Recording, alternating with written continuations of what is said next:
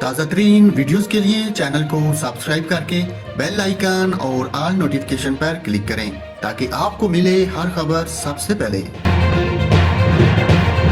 ناظرین، یہاں پر آپ کو دلچسپ خبر سے آگاہ کرتا ہوں۔ برطانیہ کے 24 سالہ خواجہ سرا ریان سندرسن کے ہاں بیٹے کی پیدائش ہوئی، جس نے سب کو حیران کر دیا۔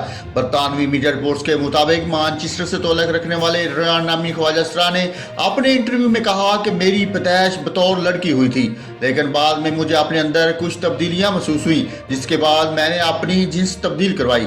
ریان نے کہا کہ جنسی تبدیلی کے 9ویں مرحلے میں میرا حمل ٹھہر گیا، اور ڈاکٹر نے کہا کہ اگر میں نے اپنی جنس مکمل طور پر تبدیل کروا لی تو میرے بچے کی پیدائش ممکن نہیں ہو سکے گی۔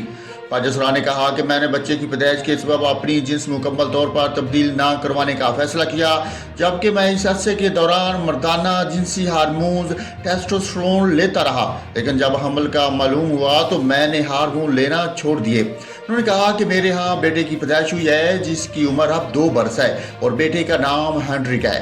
ریان نے مستقبل میں اپنے ہاں مزید بچوں کی پیدائش کی خواہش بھی ظاہر کی۔